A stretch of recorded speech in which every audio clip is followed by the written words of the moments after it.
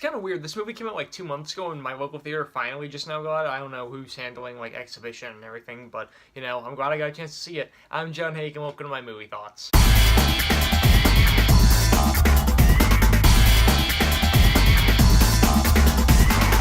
Hearts Beat Loud. So this is a new movie directed by I actually have never heard of the writer-director before, but anyway, it stars Nick Offerman, Kiersey Clemons, and it focuses on their father-daughter relationship. Nick Offerman's a guy that owns a record shop. He's about to shut the store down after about 17 years. At the same time, his 17, 18-year-old daughter, played by Kiersey Clemons, is about to head off to medical school. So it's a story that kind of parallels the record store closing with her going off to college, what he's about to lose, Kiersey Clemons' ambitions in both music and in life, and the two of them really bond over their love for making music together. They form a band, or they say, like, we're not a band, is what they call their band, and they make some songs that get some pretty good traction that they enjoy making together, and ultimately it shows them kind of coming closer together while also, again, highlighting that parallel between what Nick Offerman's losing in the business and what he's losing kind of in his family life.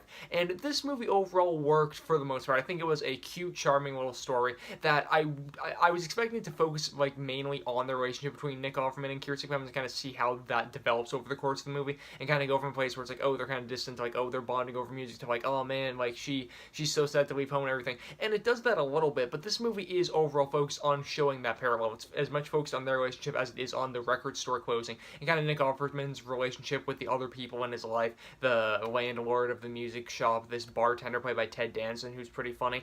And overall, I think that was interesting. I think it was an interesting kind of juxtaposition, but I do think that overall, if they focused on that relationship a little bit more, I might have gotten a little bit more out of the movie. I think the music was really good, and I think their relationship was good. I bought the chemistry between the two of them, but overall, I did think it was a bit of a wasted opportunity to not focus on them over the course of the movie, and not just because those were my expectations going in, but just because the movie feels like it has so much heart to it that I feel like you could have brought that heart out even more had you focused on their relationship over the course of the movie, if the movie was like centered on that. Like, I really enjoyed Ted Danson's character in the movie and Toni Collette, who plays the landlord, but I feel like they had bigger roles in the movie than I would have expected them to have, or that they needed to have. Like, Ted Danson, his whole thing is like his character's a stoner, and he's kind of this like, funny burnout type of guy, and like, it works, his humor works, but it just feels like it kind of didn't need to be in the movie. It almost was like, alright, we're gonna make a movie that's gonna parallel these two things, and what can we do to like draw out the runtime while these two things, well, like, really, what's the thing that we, oh, okay,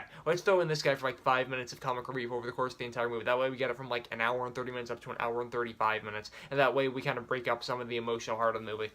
Felt a little bit weird at times, but overall, I'll tell you guys this. The relationship between Nick Offerman and Kiersey Clemons does work for what it is in the movie. The music in the movie is good. I liked Kiersey Clemons' relationship with her girlfriend in the movie. I think that the juxtaposition between the two storylines worked really well, and I did like seeing it was a coming-of-age story, but more for Nick Offerman's character than for Kiersey Clemons' character. You always assume coming-of-age stories need to be for the younger folks in the movie, but it's Nick Offerman coming to terms with what his life is about to be, and I thought that was a very interesting kind of different take on it. This movie reminded me of Brad's Status from 2017, which I didn't see until this past year, actually, but was a similar movie about somebody realizing where they are in kind of their midlife range. So I think this movie works in that regard, even though I do think it could have focused on its central relationship more so than focused on some other side relationships. But with that said, guys, I do think Hearts Beat Loud is an enjoyable watch. I think you guys will find to be quite delightful. It's a movie that I don't think you need to like absolutely run out and see if it's still playing in theaters near you. But when it comes to DVD, be sure to rent it because I do think it is worth a watch. But guys, those are just my thoughts on Hearts Beat Loud. Be sure to let me know all of yours in the comment section down below.